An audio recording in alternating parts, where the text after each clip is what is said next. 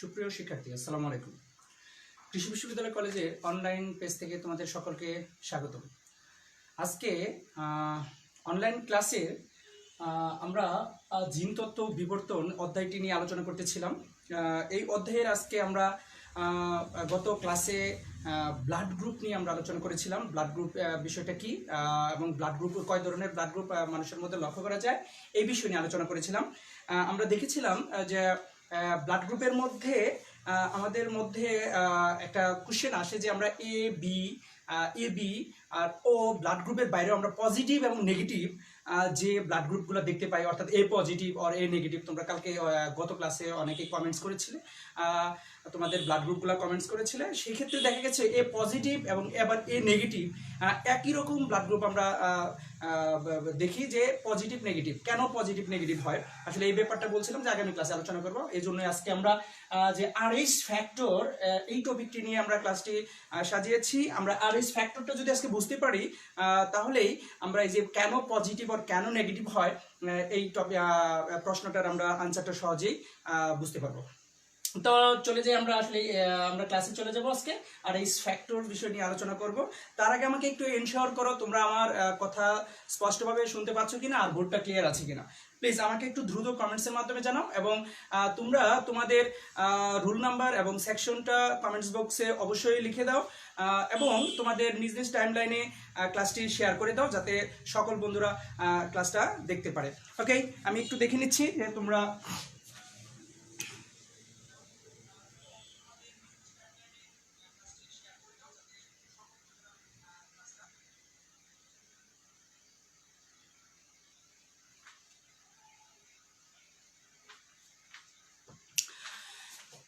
ওকে। আমরা দেখতে পাচ্ছি যে তোমরা অনেকেই কমেন্টস করেছো যে স্পষ্টভাবে দেখা যাচ্ছে। আরেকটা বিষয়, যেহেতু ময়মনসিংহ অঞ্চলে কাওয়াটখালী বিদ্যুৎ লাইনে সমস্যা হয়েছে, যাই হোক আমরা যেখানে আছি ক্লাসের সাথে যুক্ত হয়েছি, আমরা ক্লাসটি মনোযোগ সহকারে শুনবো। আর যারা শুনতে পারছো না তারা পরবর্তীতে ক্লাসটি ধারণকৃত থাকবে, সেক্ষেত্রে দেখে নিতে পারবে। ওকে, আমরা যে বিষয়টা নিয়ে আলোচনা করতেছিলাম যে আরএইচ ফ্যাক্টরটা কি।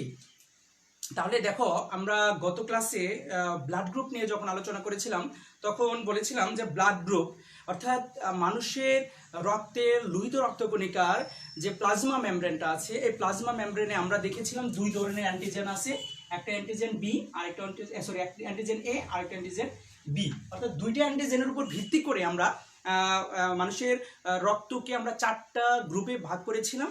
তার একটা হচ্ছে এ গ্রুপ অর্থাৎ এ গ্রুপধারী, আরেকটা ছিল বি গ্রুপধারী, আর একটা ছিল এ এবং বি অ্যান্টিজেন যার মধ্যে আছে দুজনে মিলে ছিল, দুটাই যার মধ্যে আছে সে ছিল এ বি গ্রুপধারী।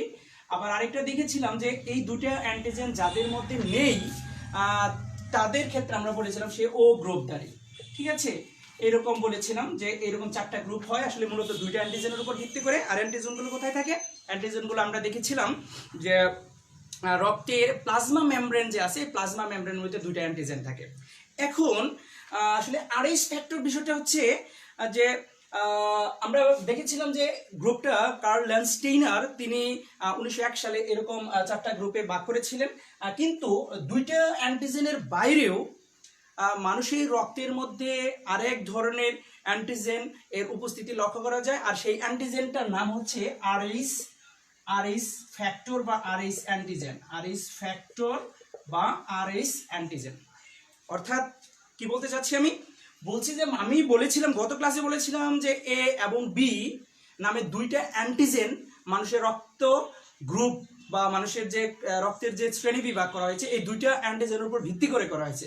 কিন্তু পরবর্তীতে দেখা গেছে যে এর বাইরেও আরও একটি অ্যান্টিজেন মানুষের রক্তের মধ্যে উপস্থিতি লক্ষ্য করা যায় যার নাম হচ্ছে আরএইচ ফ্যাক্টর। অ্যাকচুয়ালি আরএইচ ফ্যাক্টরটা কিভাবে এবং কেন এটা নামকরণ করা হয়েছে আমরা সেই বিষয়ে একটু আলোচনা করবো এখন। তার আগ পর্যন্ত আমরা জেনে নিই যে মানুষের রক্তের মধ্যেও আরএইচ নামে একটা ফ্যাক্টর উপস্থিতি থাকতে পারে, আবার কারো কারো রক্তের মধ্যে নাও থাকতে পারে। আসলে আমরা প্রথমেই তাহলে জেনে নিই আরএইচ ফ্যাক্টরটা কি।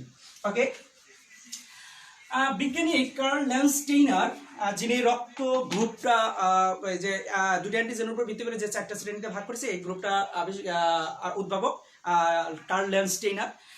এই কার্ল ল্যান্ডস্টেইনার এবং তার সহযোগী হিসাবে আরেকজন সহযোগিতা করেছিল উইনার নামে দুইজন বিজ্ঞানী, অর্থাৎ কার্ল ল্যান্ডস্টেইনার এবং উইনার। কার্ল ল্যান্ডস্টেইনার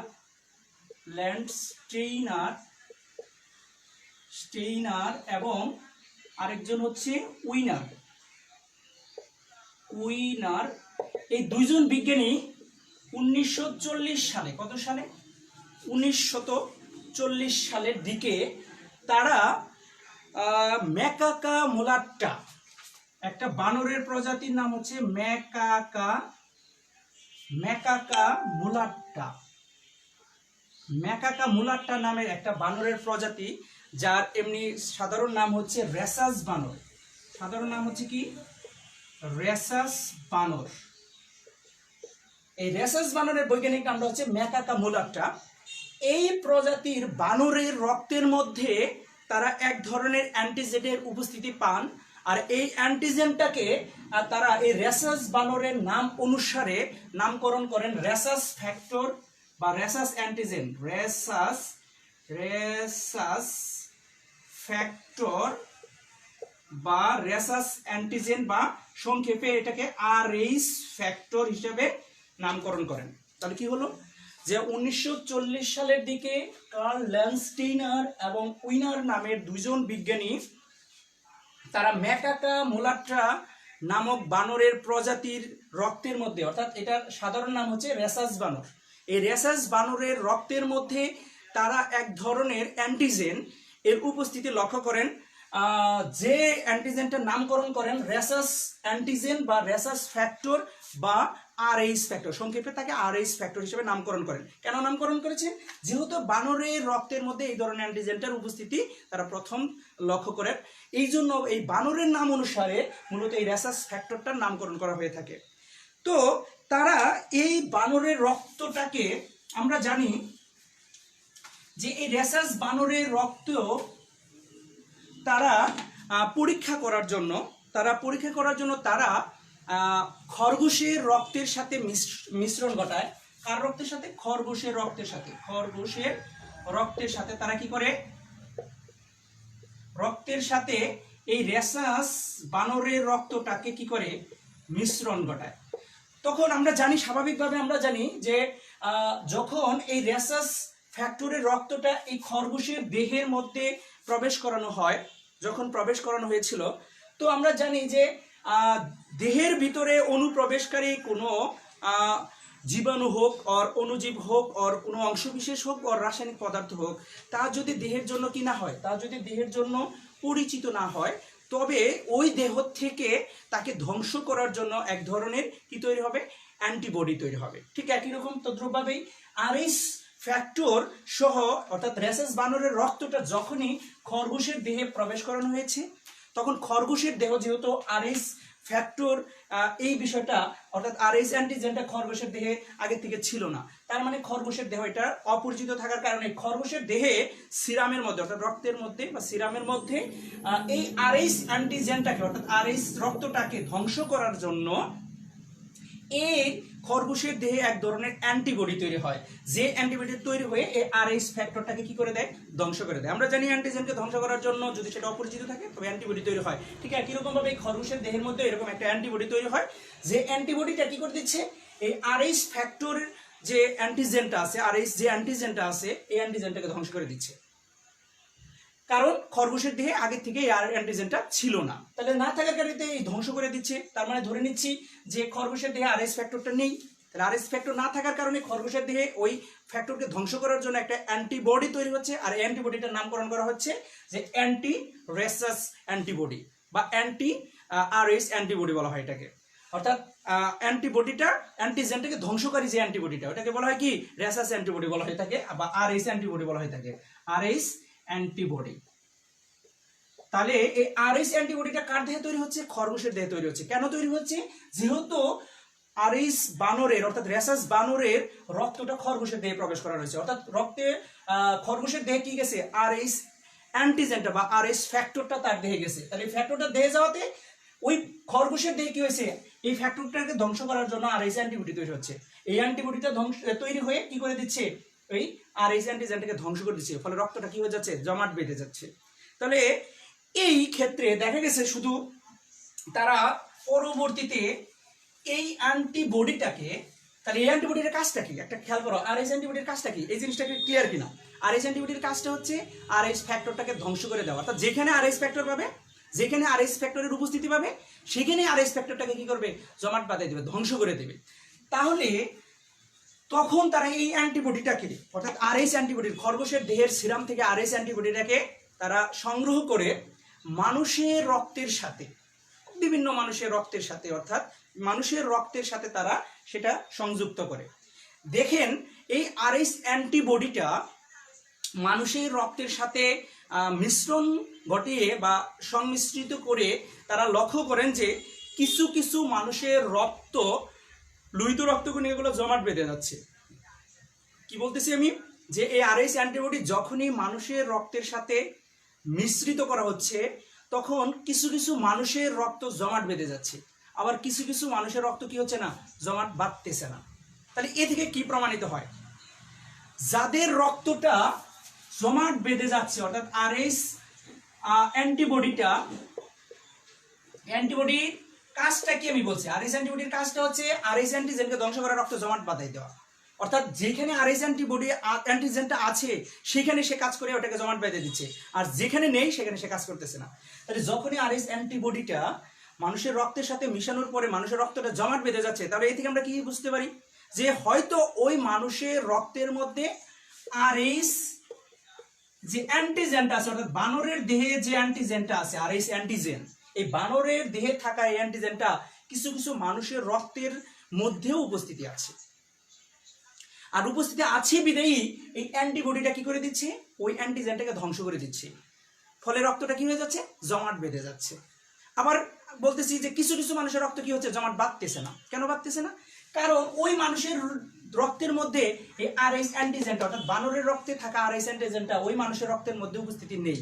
আর যদি উপস্থিতি না থাকে তাহলে অ্যান্টিবডি দিলেও তো লাভ নেই, কারণ সেখানে যদি আরএইচ অ্যান্টিজেনটা না থাকে তাহলে এই অ্যান্টিবডিটা কাকে ধ্বংস করবে, শুধুমাত্র তো তার কাজ হচ্ছে এই অ্যান্টিজেনটাকে ধ্বংস করা। কোন অ্যান্টিজেনটাকে? আরএইচ অ্যান্টিজেনটা ধ্বংস করা। তাহলে মানুষের রক্তের মধ্যে যদি আরএইচ অ্যান্টিজেন নাই থাকে তাহলে তো কাউকে ধ্বংস করবে না, তাহলে স্বাভাবিকভাবে রক্তটা স্বাভাবিক থাকবে, জমাট বাঁধবে না। তাহলে এ থেকে কি প্রমাণিত হয়? এ থেকে প্রমাণিত তারা উইনার এবং ল্যান্সটেনের একটা সিদ্ধান্তে আসেন। তারা তখন একটা সিদ্ধান্তে উপনীত হন যে এরকম, যে মানুষের রক্তের মধ্যেও, কিছু কিছু মানুষের রক্তের মধ্যেও বানরের দেহে থাকা আরএইচ অ্যান্টিজেনটা, অর্থাৎ আরএইচ ফ্যাক্টরটির উপস্থিতি আছে, যে কারণে আরএইচ অ্যান্টিবডিটি সেই রক্তটাকে কি করে দিচ্ছে, জমাট বাঁধিয়ে দিচ্ছে। তাহলে আবার যার রক্তটা জমাট বাঁধতেছে না তার দেহের মধ্যে আরএইচ ফ্যাক্টরটা নেই। এই যে আরএইচ ফ্যাক্টরটা, অর্থাৎ বানরের দেহে থাকা আরএইচ ফ্যাক্টরটা উপস্থিতি অনুপস্থিতি, অর্থাৎ কারো কারো মানুষের দেহের কারো কারো রক্তের মধ্যে আছে, কারো কারো রক্তের মধ্যে নেই। এই যে আরএইচ ফ্যাক্টরটার উপস্থিতি অনুপস্থিতির উপর ভিত্তি করে তারা রক্তটাকে, অর্থাৎ যে গ্রুপগুলো আছে এই গ্রুপগুলোর মধ্যে আবার একটা বিভাজন করেন, একটা ভাগ করেন। অর্থাৎ ধরো যার রক্তের মধ্যে আরএইচ ফ্যাক্টরটা উপস্থিত আছে, উপস্থিতি থাকা মানে কি, সে পজিটিভ, অর্থাৎ তার মধ্যে পজিটিভ, অর্থাৎ তার মধ্যে আছে। এই যে আমরা করোনা পজিটিভ বলি, মানে কি করোনার করোনার ভাইরাসটা তার মধ্যেও পজিটিভ, তার মানে তার মধ্যে আছে। ঠিক একই রকম ভাবে আরএইচ ফ্যাক্টরটা কি, আরএইচ ফ্যাক্টরটা ওই রক্তের মধ্যে আসছে, তার মানে পজিটিভ। এই জন্য যাদের রক্তের মধ্যে আরএইচ ফ্যাক্টরটা, অর্থাৎ বানরের রক্তে থাকার যে অ্যান্টিজেন আরএইচ ফ্যাক্টর, যে রেসাস ফ্যাক্টরটার কথা বলতেছি, এই ফ্যাক্টরটার উপস্থিতি আছে, সেই রক্তের গ্রুপকে আমরা পজিটিভ রক্ত গ্রুপ হিসেবে চিহ্নিত করে দিচ্ছি বা পজিটিভ গ্রুপ হিসেবে আমরা বলতেছি। আর যে রক্তের মধ্যে আরএইচ ফ্যাক্টরটার উপস্থিতি নেই, অর্থাৎ আরএইচ ফ্যাক্টরটা তার মধ্যে নেই, সে হচ্ছে নেগেটিভ। তাহলে এই জন্য আমরা স্বাভাবিকভাবেই যে কোনো রক্ত গ্রুপই হই না কেন আমরা পজিটিভ নেগেটিভ হবে। ধরো তোমরা কমেন্টস করো যে তোমার রক্তের গ্রুপ যদি এ পজিটিভ হয়, আবার কারো কারো রক্তের গ্রুপ যদি এ নেগেটিভ হয়, ঠিক একই রকম ভাবে কারো রক্ত যদি এবি পজিটিভ হয় আর কারো রক্ত যদি এবি নেগেটিভ হয়, আবার ঠিক একই রকম ভাবে কারো রক্ত যদি বি পজিটিভ হয় আর কারো রক্ত যদি বি নেগেটিভ হয়, একইভাবে কারো রক্তের গ্রুপ যদি ও পজিটিভ হয় আর কারো রক্তের যদি ও নেগেটিভ হয়। এ থেকে তোমরা কি বুঝতে পারো? প্লিজ যার যার রক্তের গ্রুপের পজিটিভ বিষয়টা নিয়ে তোমরা তোমাদের কমেন্টস বক্সে তোমরা কমেন্টস করে জানো যে এ থেকে তোমরা কি বুঝতে পারো। স্বাভাবিকভাবে দ্রুত কমেন্টস করো, আমি দেখতে চাই যে তোমরা কি কমেন্টস করতেছো বা কি বুঝতেছো।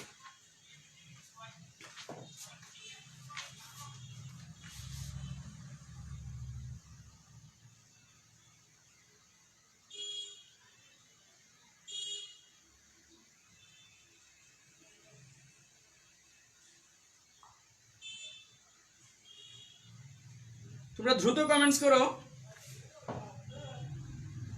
যারা পজিটিভ গ্রুপ আছো তার মানে কি, তার মানে হচ্ছে এ পজিটিভ বলতে আমরা কি বোঝাচ্ছি। এ পজিটিভ বলতে অবশ্যই এটাকে দিয়ে আমরা বুঝতেছি যে তার রক্তের মধ্যে এ নামক যে অ্যান্টিজেনটা, ওই অ্যান্টিজেনটা আছে। আর প্লাস মানে পজিটিভ দ্বারা কি বোঝাচ্ছি, তার সাথে অতিরিক্ত আরেকটা অ্যান্টিজেন হিসাবে কি আরএইচ যে অ্যান্টিজেনটা বা আরএইচ ফ্যাক্টরটারও উপস্থিতি আছে। অর্থাৎ এ পজিটিভ ব্যক্তি কারা, যাদের রক্তে এ নামক অ্যান্টিজেনটা আছে এবং তার মধ্যে অতিরিক্ত বানরের দেহে থাকা আরএইচ অ্যান্টিজেনটার উপস্থিতি আছে একই সাথে। তাহলে সেই ক্ষেত্রে তারা হচ্ছে এ পজিটিভ। আর এ নেগেটিভ কারা তাহলে, অর্থাৎ যার রক্তের মধ্যে এই অ্যান্টিজেনটা আছে কিন্তু বানরের রক্তে থাকা আরএইচ ফ্যাক্টরটা ওই মানুষের রক্তে নেই, অর্থাৎ এই ব্যক্তিটির রক্তে নেই, অর্থাৎ আরএইচ ফ্যাক্টরটা তার মধ্যে নেই, মানে নাল, জিরো, তার মধ্যে ওই ফ্যাক্টরটার অনুপস্থিত। এই জন্য তারা কি আরএইচ নেগেটিভ, অর্থাৎ এ নেগেটিভ দাঁড়ি রোগ। ঠিক একই রকম ভাবে এবি পজিটিভ কারা, এবি পজিটিভ হচ্ছে যাদের রক্তে এ এবং বি অ্যান্টিজেনটা আছে, তার পাশাপাশি আরএইচ অ্যান্টিজেনটাও আছে, সে হচ্ছে এবি পজিটিভ। তার মানে আরএইচ অ্যান্টিজেনের উপস্থিতি আছে, তার মধ্যে এটার উপস্থিতি আছে, তার প্রেজেন্ট, সে পজিটিভ সে। তাহলে এবি নেগেটিভ কারা, এবি নেগেটিভ হচ্ছে যাদের রক্তের মধ্যে এ এবং বি অ্যান্টিজেন আছে কিন্তু এই যে আরএইচ অ্যান্টিজেনটি নেই, অনুপস্থিত, তারা হচ্ছে কি এবি নেগেটিভ। বি পজিটিভ কারা, যার রক্তের মধ্যে বি অ্যান্টিজেনটা আছে এবং একই সাথে এই আরএইচ অ্যান্টিজেনটাও আছে, তারা হচ্ছে বি পজিটিভ। আর বি নেগেটিভ কারা তাহলে, যাদের মধ্যে বি অ্যান্টিজেনটা আছে কিন্তু আরএইচ অ্যান্টিজেনটা নেই, অনুপস্থিত, তারা হচ্ছে বি নেগেটিভ।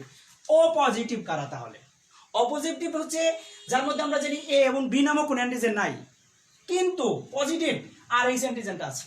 তাহলে ও পজিটিভ ব্যক্তিদের কি এ এবং বি অ্যান্টিজেন না থাকলেও কি আছে, আরএইচ বা রেসাস যে অ্যান্টিজেনটা সেটা আছে, এই জন্য তারা ও পজিটিভ। ও নেগেটিভ কারা তাহলে, ও নেগেটিভ হচ্ছে যাদের মধ্যে এ এবং বি অ্যান্টিজেন নেই এবং একই সাথে আরএইচ যে ফ্যাক্টরটা, আরএইচ যে অ্যান্টিজেনটা এটাও নেই।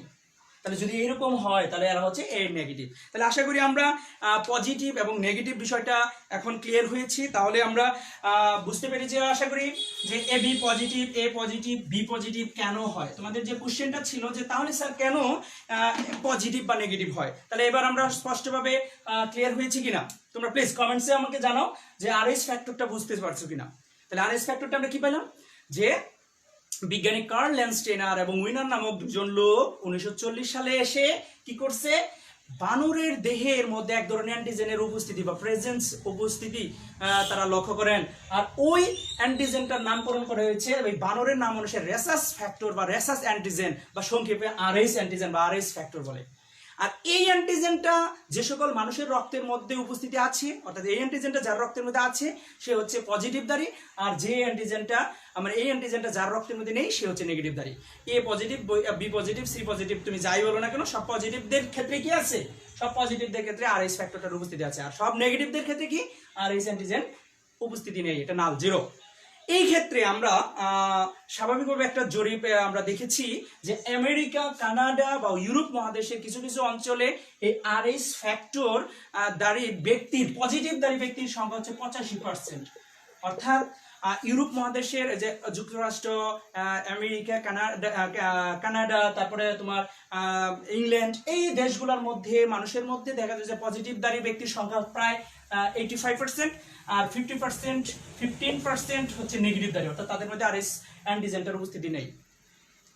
এই ক্ষেত্রে আমাদের উপমহাদেশ অর্থাৎ ভারতীয় উপমহাদেশ তথা বাংলাদেশ, ইন্ডিয়া, পাকিস্তান, নেপাল, শ্রীলঙ্কা যা আছে এই এরিয়াতে অর্থাৎ ভারতীয় উপমহাদেশ অঞ্চলে এই ক্ষেত্রে পজিটিভ রেসাস ফ্যাক্টরটার উপস্থিতিটা বেশি লোকের মধ্যে দেখা যায়। এই ক্ষেত্রে আমরা দেখেছি যে এটা প্রায় 95 থেকে 97% ব্যক্তিদের মধ্যেই এই আরএইচ অ্যান্টিজেনটার উপস্থিতি আছে।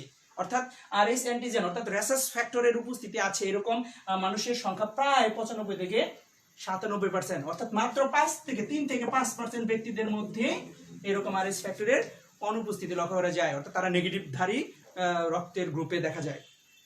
এই ক্ষেত্রে আমরা আরেকটু দেখে নেই যে সবচেয়ে বেশি আমরা দেখতে পাই কাদের মধ্যে, সবচেয়ে বেশি আমরা দেখতে পাই বারবার উপজাতি, আফ্রিকার একটা বারবার উপজাতিদের মধ্যে, বারবার উপজাতি আর আছে তোমার বেদুইনদের মধ্যে, এরকম আছে বেদুইন, বারবার উপজাতি এবং বেদুইনদের মধ্যে দেখা গেছে যে প্রায় 18 থেকে 30% ব্যক্তিদের মধ্যে কি এই আরএসটা নেগেটিভ, অর্থাৎ আরএস এর উপস্থিতি কি নেই, আরএস নেগেটিভ তারা। আর এর মধ্যে সবচেয়ে বেশি হচ্ছে 25 থেকে প্রায় 40% ব্যক্তিদের মধ্যে আরএস নেগেটিভ দেখা গেছে পাইরেনিস নামক একটা বাস্ক, পাইরেনিস বাস্ক নামক একটা উপজাতি আছে, একটা উপজাতির নাম কি পাইরেনিজ বাস্ক নামক একটা উপজাতি আছে, একটা উপজাতি ব্যক্তি আছে, উপজাতিগুলো আছে। এই উপজাতি ব্যক্তিদের মধ্যে আরএস নেগেটিভের সংখ্যায় বেশি, তারা প্রায় কত থেকে 25 থেকে 40% ব্যক্তিদের মধ্যে আরএস নেগেটিভ, অর্থাৎ তাদের মধ্যে বানরের রক্তের যে অ্যান্টিজেনটা এটার উপস্থিতি নেই। ঠিক আছে, তাহলে মোটামুটি এই হচ্ছে হিসাব। এখান থেকে এমসিকিউ কোশ্চেন হয়, তোমরা এই বিষয়গুলো একটু জেনে রাখবে।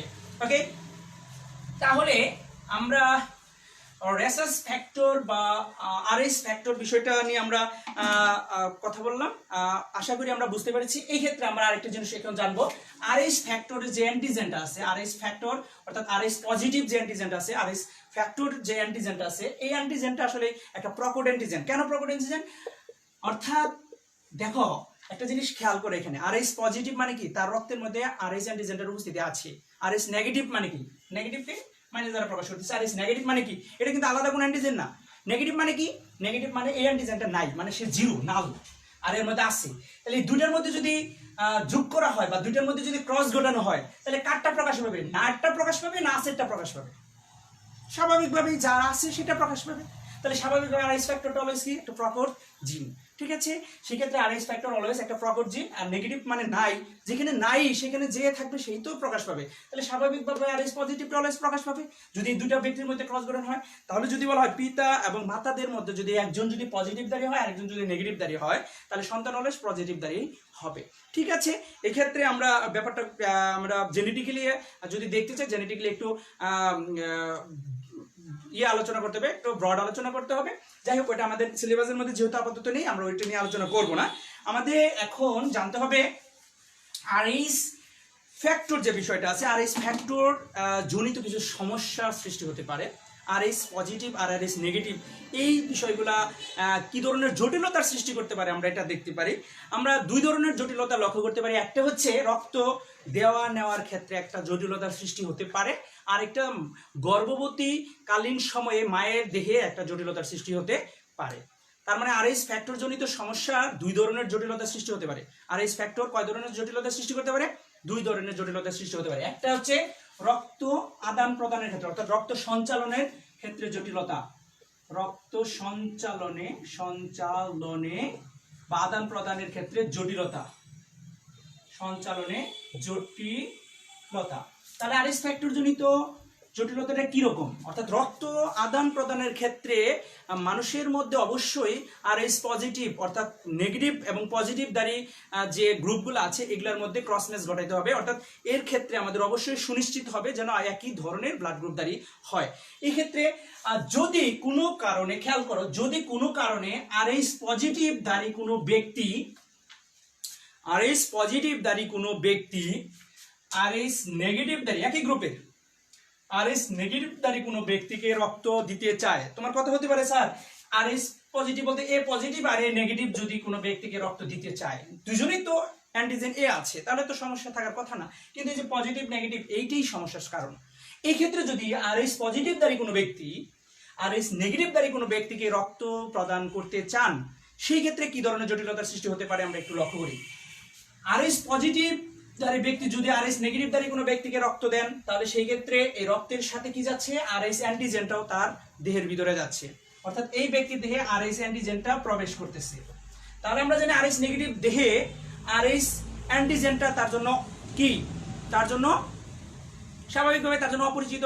তাহলে এই আরএস অ্যান্টিজেনটাকে ধ্বংস করার জন্য এই নেগেটিভ দাঁড়ি ব্যক্তির ইমিউন সিস্টেম থেকে আরএস অ্যান্টিজেন ধ্বংস করে একটা অ্যান্টিবডি তৈরি হবে, আর যে অ্যান্টিবডিটার নামকরণ আমরা করতেছি কি আরএস অ্যান্টিবডি, অর্থাৎ আরএস অ্যান্টিবডি তৈরি হবে, আরএস অ্যান্টিবডি বডি তৈরি হবে। আরেকটা জিনিস মনে রাখবে, এই অ্যান্টিবডিটা খুব মানে ধীর গতিতে আস্তে আস্তে তৈরি হয়।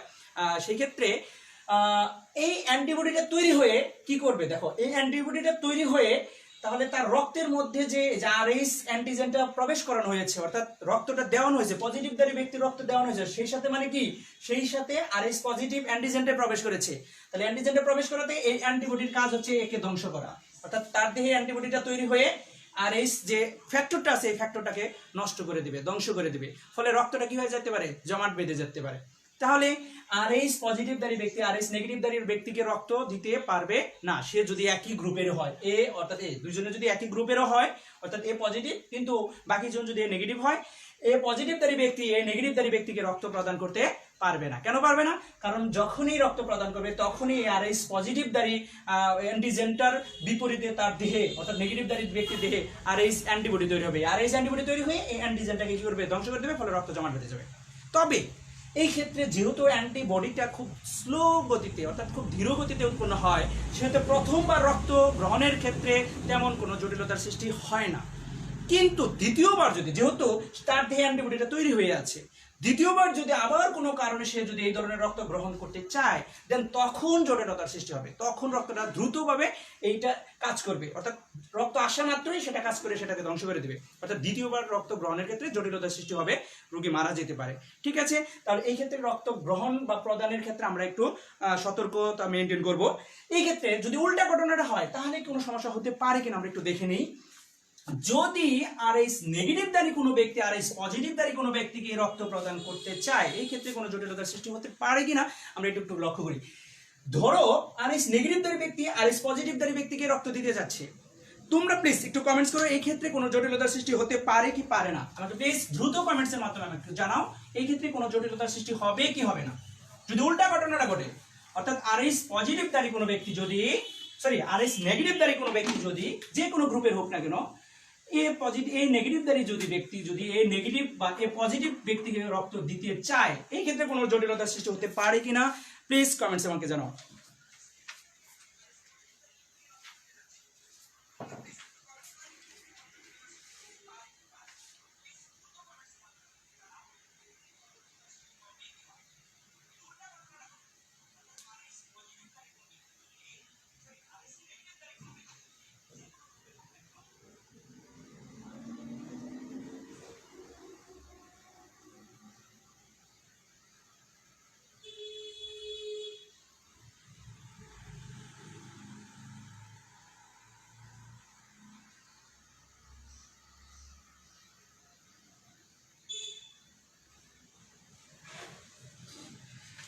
ওকে, তোমরা অনেকেই কমেন্টস করতেছো, অর্থাৎ আরএইচ নেগেটিভ দারি কোনো ব্যক্তি যদি আরএইচ পজিটিভ দারি কোনো ব্যক্তিকে রক্ত প্রদান করতে চান, এই ধরনের একটা জটিলতার সৃষ্টি হতে পারে কিনা। দেখো এই ধরনের ক্ষেত্রে কোনো জটিলতার সৃষ্টি হবে না। কেন হবে না? যখন আমরা জানি আরএইচ নেগেটিভ কোনো রক্ত আরএইচ পজিটিভের মধ্যে যাবে, অর্থাৎ এর অর্থ কি, এর অর্থ হচ্ছে মানে এই রক্তটার মধ্যে কোনো অ্যান্টিজেন কিন্তু নেগেটিভ মানে কি আরএইচ অ্যান্টিজেন নেই, তাহলে এই ক্ষেত্রে কোনো অ্যান্টিজেন কিন্তু এর দেহে যাচ্ছে না। আর গেলেও এখানে কি এ অ্যান্টিজেন যাচ্ছে, এ অ্যান্টিজেন তারা পরিচিত, সেই ক্ষেত্রে কোনো নেগেটিভ অ্যান্টিজেন যেহেতু যাচ্ছে না, অর্থাৎ কোনো ধরনের আরএইচ অ্যান্টিজেন যাচ্ছে না মানে এর দেহের মধ্যে গেলেও কি তার মধ্যে অ্যান্টিজেনের উপস্থিতি আছে, অর্থাৎ সেটা পরিচিত থাকবে, তাহলে সেই ক্ষেত্রে তার ক্ষেত্রে কোনো সমস্যা নেই।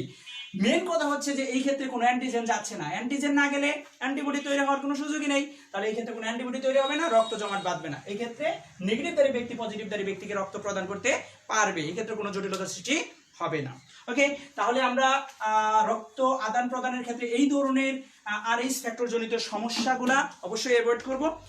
এছাড়া আরেকটা জটিলতার সৃষ্টি হয় যেটা গর্ভধারণকালীন সময়ে মায়েদের ক্ষেত্রে, তাহলে অবশ্যই সেটা বাবাদের ক্ষেত্রে বা ছেলেদের ক্ষেত্রে এই ধরনের কোনো জটিলতার সৃষ্টি হচ্ছে না। তাহলে শুধুমাত্র তৈরি হচ্ছে কাদের ক্ষেত্রে, এটা সতর্কতা অবশ্যই কাদের ক্ষেত্রে মেনটেন করতে হবে, মায়েদের ক্ষেত্রে অবশ্যই মেনটেন করতে হবে। কেননা যদি খেয়াল করো আরএইচ পজিটিভ দারি কোনো বাবা, অর্থাৎ পিতা যদি আরএইচ পজিটিভ দারি হয়, মা যদি আরএইচ নেগেটিভ দারি হয়, তাহলে এই ধরনের দম্পতিদের ক্ষেত্রে জটিলতার সৃষ্টি হতে পারে। কেন হতে পারে খেয়াল করো, আমি বলেছি আরএস পজিটিভ এবং আরএস নেগেটিভ, তার মানে এর মধ্যে অ্যান্টিজেন আছে, এর মধ্যে অ্যান্টিজেনটি নেই। না থাকলে সেটার প্রচ্ছন্ন, অর্থাৎ না থাকলে সেখানে তো যে থাকবে তারটাই প্রকাশ পাবে। তাহলে এই ক্ষেত্রে দুজনের মধ্যে যে সন্তানটা হবে, আমরা বলেছি 50% নিয়ে সন্তানের দেহ গঠিত হয়, সেই ক্ষেত্রে যে সন্তানটা হবে এই সন্তানের রক্ত গ্রুপটা কেমন হবে, অর্থাৎ নেগেটিভ যাবে, কিছুই যাবে না, আরেকটা যাবে। তাহলে যাওয়াতে কি হচ্ছে, এই সন্তানের গ্রুপটা কি হবে, আরএস পজিটিভ দাঁড়ি হচ্ছে। তাহলে সন্তানের রক্ত অর্থাৎ সন্তানের দেহে আরএস অ্যান্টিজেনটার উপস্থিতি থাকবে। তাহলে আমরা জানি মা যখন গর্ভধারণ করবেন, মা যখন কি করবেন, গর্ভধারণ করবেন, তখন মায়ের গর্ভে যখন সন্তানটা এই ভ্রূণটা তৈরি হবে, এই ভ্রূণের ব্লাড গ্রুপটা হবে কি পজিটিভ, আরএস পজিটিভ। তাহলে আরএস পজিটিভ যদি ব্লাড গ্রুপ হয়, আমরা জানি ভ্রূণের সাথে মায়ের দেহের অমরার মাধ্যমে একটা যোগসূত্র স্থাপন হয়। অমরার মাধ্যমে কি হয়, একটা যোগসূত্র স্থাপন হয়। এই যোগসূত্রটার মাধ্যমে কি হয়, এই যোগসূত্রটার মাধ্যমে মায়ের দেহ থেকে সকল ধরনের পুষ্টি উপাদান থেকে শুরু করে গ্যাসীয় উপাদান থেকে শুরু করে সকল ধরনের ব্লাড সার্কুলেশন সবকিছু এই অমরার মাধ্যমে কি হয়, সন্তান এবং মায়ের দেহের সাথে একটা যোগসূত্র হয়, একটা সেতু বন্ধন সৃষ্টি হয়। অর্থাৎ সন্তানের দেহ থেকে মায়ের দেহে আদান প্রদান করে, মায়ের দেহ থেকে সন্তানের দেহে আদান প্রদান করে। তাহলে এইভাবে সন্তানের রক্তের মধ্যে যদি পজিটিভ অ্যান্টিজেনটার উপস্থিতি দেখা যায়, অর্থাৎ সন্তানটা যদি পজিটিভ দাঁড়ি হয়, তাহলে মায়ের দেহের সাথে যখনই এরকম অমরার সাথে ব্লাড কানেকশন সৃষ্টি হবে, তখন কি হবে, এই আরএস অ্যান্টিজেনটা এই অমরার সাহায্যে মায়ের দেহে যাবে। তাহলে মায়ের দেহে গিয়ে আমরা জানি মায়ের দেহে এটা অ্যান্টিজেনটা কি অপরিচিত, অনুপস্থিত। তাহলে মায়ের দেহে কি তৈরি হবে, এই আরএস পজিটিভটা ঢোকার সাথে সাথে মায়ের দেহে যাওয়ার সাথে সাথে সেই ক্ষেত্রে একে ধ্বংস করার জন্য মায়ের দেহে অ্যান্টিবডি তৈরি হবে, অর্থাৎ আরএস অ্যান্টিবডি তৈরি হবে। এই আরএস অ্যান্টিবডিটা তৈরি হয়ে কি করবে, মায়ের দেহে তো তেমন কোনো সমস্যা হয় না, মায়ের দেহে, কারণ এটা তো অল্প পরিমাণে তৈরি হয়, আর মায়ের দেহে তো রক্তের কোনো সমস্যা নেই। কিন্তু এই অ্যান্টিবডিটা আবার কি হবে, দেখো ভ্রূণের দেহের মধ্যে যে বলছি যোগসূত্র আছে, আদান প্রদান করবেই। এই অ্যান্টিবডিটা যখনই ভ্রূণের দেহে আসবে, ভ্রূণ তো খুবই প্রাথমিক অবস্থা। তাহলে প্রাথমিক অবস্থায় যখন এইরকম ভ্রূণের দেহে পজিটিভটাকে কি করতে পারবে, সে যদি অ্যান্টিবডিটা এসে এখানে পজিটিভটাকে তাকে ধ্বংস করে দিতে পারবে। তাহলে এই ক্ষেত্রে ভ্রূণটা কি হয়ে যেতে পারে, ভ্রূণটা নষ্ট হয়ে যেতে পারে, অর্থাৎ গর্ভপাত হয়ে যেতে পারে। ভ্রূণটা মানে পৃথিবীতে কি এরকম জন্মগ্রহণ না করতে পারে। এইভাবে আসলে কি হয়, এইভাবে সাধারণত গর্ভপাত হয়। আর এই ক্ষেত্রে এই রোগটাকে আমরা বলে থাকি আসলে অ্যাকচুয়ালি যে এরিথ্রোব্লাস্টোসিস ফিটালিস বলি। এটাকে বলে এরিথ্রোব্লাস্টোসিস ফিটালিস বলে থাকে, এরিথ্রোব্লাস্টোসিস ফিটালিস বলে থাকে এই রোগটাকে।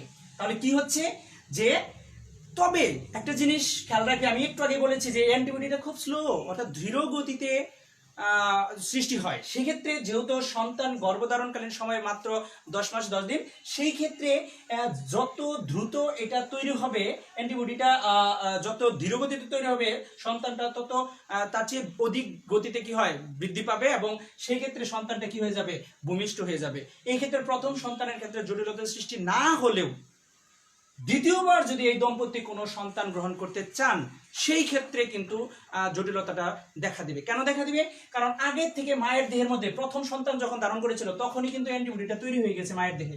তাহলে মায়ের দেহে অ্যান্টিবডি তৈরি হয়ে যাওয়ার কারণে যখনই কোনো দ্বিতীয় কোনো সন্তান নিতে চাবে, তখনই ঠিক একই রকম ভাবে এই সন্তানটাও কি হবে, পজিটিভ দাঁড়ি হবে। যখন পজিটিভ দাঁড়ি হবে, তখন এই সন্তানের যে রক্তটা হবে সেটা হচ্ছে আরএস পজিটিভ দাঁড়ি। আর মায়ের দেহ থেকে গত সন্তান হওয়ার সময় যে অ্যান্টিবডিটা তৈরি হয়ে রয়েছে আরএস অ্যান্টিবডিটা, এই অ্যান্টিবডিটা দ্রুত এসে এটা তাৎক্ষণিকভাবে খুব দ্রুত গতিতে এই অ্যান্টিজেনটাকে কি করে দেবে, ধ্বংস করে দেবে। ফলে ভ্রূণটা কি হয়ে যাবে, নষ্ট হয়ে যাবে, ভ্রূণের রক্তটা জমাট বেঁধে যাবে, ফলে ভ্রূণটা নষ্ট হয়ে যাবে। এইভাবে কি হতে পারে, গর্ভ নষ্ট হয়ে যেতে পারে। সেক্ষেত্রে দ্বিতীয় সন্তান, তৃতীয় সন্তান, এইসব পরবর্তী সন্তান ধারণের ক্ষেত্রে তার জটিলতা সৃষ্টি হতে পারে। আর এই প্রবলেমটাকে আমরা কি বলছি, এই প্রবলেমটার রোগটার নাম বলা হয় এরিথ্রোব্লাস্টোসিস ফিটালিস। এরিথ্রোব্লাস্টোসিস ফিটালিস বলে, ফিটালিস অর্থাৎ পজিটিভধারী ব্যক্তির সাথে নেগেটিভধারী মায়ের বিবাহ বন্ধনে আবদ্ধ হলে এই ক্ষেত্রে প্রথম সন্তান ধারণের ক্ষেত্রে জটিলতার সৃষ্টি না হলে দ্বিতীয় সন্তানের ধারণের ক্ষেত্রে জটিলতার সৃষ্টি হয়, অর্থাৎ ভ্রূণ নষ্ট হয়ে যায়। আর এই ক্ষেত্রে এই ধরনের সমস্যাটাকে আমরা বলতেছি কি এরিথ্রোব্লাস্টোসিস ফিটালিস বলে। পরীক্ষার সময় আসে অনেক সময় এমসিকিউ জ্ঞানমূলকের কোশ্চেন আসে এরিথ্রোব্লাস্টোসিস ফিটালিস কি। তাহলে আমরা আশা করি এখন লিখতে পারবো এরিথ্রোব্লাস্টোসিস ফিটালিসটা কি। তাহলে এই ক্ষেত্রে এই ধরনের জটিলতার সৃষ্টি হতে পারে, অর্থাৎ পজিটিভধারী পিতা নেগেটিভধারী মাতা হলে প্রথম সন্তানের ধারণের ক্ষেত্রে কোনো জটিলতার সৃষ্টি হয় না, দ্বিতীয় সন্তান বা পরবর্তী সন্তানের ক্ষেত্রে জটিলতার সৃষ্টি হতে পারে। তাহলে আমরা এই ধরনের বিষয়গুলা আমরা মাথায় রাখবো অবশ্যই। তারপরে যদি উল্টা ঘটনাটা হয়, এই ক্ষেত্রেও যদি উল্টা ঘটনাটা হয়, অর্থাৎ মা যদি পজিটিভধারী থাকে, অর্থাৎ পিতার যদি, মা পজিটিভধারী বলতে পিতার যদি কি থাকে নেগেটিভধারী থাকে, মা যদি পজিটিভধারী থাকে, মা যদি কি থাকে, মা যদি পজিটিভধারী হয়, পিতা যদি নেগেটিভধারী হয়, এই ক্ষেত্রে জটিলতা হবে কি হবে না আমরা একটু লক্ষ্য করি। মা নেগেটিভধারী আর পিতা নেগেটিভধারী, মাতা হচ্ছে কি পজিটিভধারী, এই ক্ষেত্রে জটিলতার সম্ভাবনা নেই। কেন নেই? কারণ আমরা জানি যে বলছি এটা একটা প্রকট জিন, এটা প্রচ্ছন্ন জিন, তাহলে সেই ক্ষেত্রে সন্তানটা কি হবে, সন্তানটা পজিটিভধারী হবে। তাহলে সন্তান পজিটিভ হলে মায়ের দেহের সাথে তার যোগসূত্র, পিতার দেহের সাথে তো তার যোগসূত্র নাই, কারণ মা গর্ভধারণ করতেছে। তাহলে মায়ের দেহ থেকে যখন আরএস অ্যান্টিজেনটা কি এইভাবে আদান প্রদান করবে, তখন আরএস অ্যান্টিজেনটা মায়ের সে তো পজিটিভ, আরএস অ্যান্টিজেন তার মধ্যে আছে, তাহলে সেই ক্ষেত্রে তার কোনো সমস্যা হবে না। তাহলে এই ক্ষেত্রে সন্তান বা গর্ভধারণ ক্ষেত্রে কোনো জটিলতা নেই। তাহলে অবশ্যই গর্ভধারণকালীন জটিলতার জন্য নেগেটিভ মাতা যারা, অর্থাৎ নেগেটিভ ধারী, অর্থাৎ আরএস নেগেটিভ ধারী মাতাদের ক্ষেত্রে একটা সতর্কতা অবলম্বন করতে হবে। সেই ক্ষেত্রে বিবাহ বন্ধনের ক্ষেত্রে অবশ্যই ব্লাড গ্রুপটা জেনে নেওয়াটা জরুরি। এই ক্ষেত্রে তাহলে তাদের সাথী নির্বাচনের ক্ষেত্রে অবশ্যই নেগেটিভধারী নির্বাচন করা উত্তম।